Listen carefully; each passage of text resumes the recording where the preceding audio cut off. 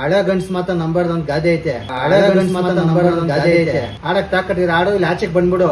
ಆಡಕ್ ತಾಕಟ್ಟಿರ ಆಡು, ಇಲ್ಲಿ ಆಚೆಗೆ ಬಂದ್ಬಿಡು. ಆ ಜಗದೀಶ್ ಅವ್ರಿಗೆ ಏನೋ ಬೇರೆ ಭಯ ಬೀಳ್ತಾನೆ, ಸುಸ್ತು ಅಂತಾನೆ. ಅವ್ರೇನ ನಿನ್ಗೆ ಹೇಳಿದ್ರೆ ಎದೊಳ್ತೈತೆ, ಅವಾಗ ಎದೊಳೋದ್ ನೀನು. ಅವ್ರೇನ ನಿನ್ಗೆ ಹೇಳಿದ್ರೆ ಎದೊಳ್ತೈತೆ, ಅವಾಗ ಎದೊಳೋದ್ ನೀನು. ಅದ್ ಬಿಟ್ಬಿಟ್ಟು ಗಳು ಅಂತ ಅಳ್ಚಿಯ, ಸುಸ್ತು ಅಂತೆಲ್ಲೋ ಅವೆಲ್ಲ ಬಿಡ. ಅದ್ ಬಿಟ್ಬಿಟ್ಟು ಗಳು ಅಂತ ಅಳ್ಚಿಯ, ಸುಸ್ತು ಅಂತೆಲ್ಲೋ ಅವೆಲ್ಲ ಬಿಡ. ಅದೇನು ನಮ್ಗೆ ನೋವಾಗ್ತಿದ್ಯೋ, ನಾವು ನಗಿಬೇಕೋ, ನಾವ್ ಏನ್ ಹೇಳ್ಬೇಕಂತ ಗೊತ್ತಾಗ್ತಲ್ಲ. ಕಂಟೆಸ್ಟೆಂಟ್ ಮಗ ಯಾರೋ ಒಂದು ಧನರಾಜ್ ಆಚಾರ್ಯನವನು, ಅವನೇನು ಮಾಡ್ತಾನೋ ನಮ್ಗೆ ಗೊತ್ತಾಗ್ತಾ ಇಲ್ಲ. ಏನ್ ನಮ್ ವಯಸ್ಸು ಇರ್ಬೋದೇನೋ ಅವನ್ಗೆ. ಮಾತಾಡಿದ್ರೆ ಅಳ್ತಾನೆ. ಆ ಜಗದೀಶ್ ಅವ್ರಿಗೇನೋ ಬೇರೆ ಭಯ ಬೀಳ್ತಾನೆ, ಸುಸ್ತು ಅಂತಾನೆ.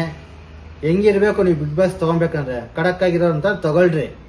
ಮಾತಾಡಿದ್ರೆ ಗೊಳೋ ಅಂತ ಅಳ್ತಾನೆ.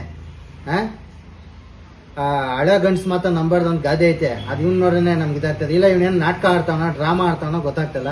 ಯಾಕೋ ಬೇಕು ಧನರಾಜ್, ಆಡಕ್ ತಾಕಟ್ಟಿರ ಆಡು, ಇಲ್ಲಿ ಆಚೆಗೆ ಬಂದ್ಬಿಡು. ಕೊಳು ಅಂತೆಲ್ಲೋ, ಸುಸ್ತು ಅಂತೆಲ್ಲೋ. ಕನ್ಸೆಷನ್ ರೂಮ್ಗೆ ಹೋದ್ಮೇಲೆ ಅವ್ರು ಏನನ್ನ ನಿನ್ಗೆ ಹೇಳಿದ್ರೆ ಎದೊಳ್ತೈತೆ, ಅವಾಗ ಎದೊಳೋದ್ ನೀನು. ಒಳಗಡೆ ನಿನಗೆ ಜ್ಯೂಸು ಗ್ಲೂಕೋಸ್ ಎಲ್ಲ ಕೊಟ್ಟು ರೆಡಿ ಮಾಡಿ ಆಚೆಗೆ ಕಳಿಸ್ಬೇಕು.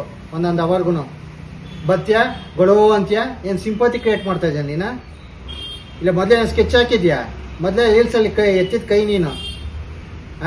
ಡೈರೆಕ್ಟರ್ ಇದ್ದಂಗೆ ನೀನು. ಅದು ಒಳಗಡೆ ಬಂದು ಈ ತರ ಎಲ್ಲ ಕ್ಯಾಂಡಿಡೇಟ್ ತಗೊಂಡು ಸಿಂಪತಿ ಕ್ರಿಯೇಟ್ ಮಾಡಕ್ಕೆ, ಎಲ್ಲ ಗೊತ್ತಿದ್ದು ಗೊತ್ತಿಲ್ಲದೆ ಒಂಥರ ಇದ್ದಿ, ತಲೆ ಬಗ್ಸ್ಕೊಂಡು ಅಮಾಯಕ್ ತರ ಇದ್ದಿ 50 ಲಕ್ಷ ಹೊಡ್ಕೊಂಡು ಅನ್ನೋ ಮಟ್ಟ ಸ್ಕೆಚ್ ಅಲ್ಲಿ ಇದೆಯಾ?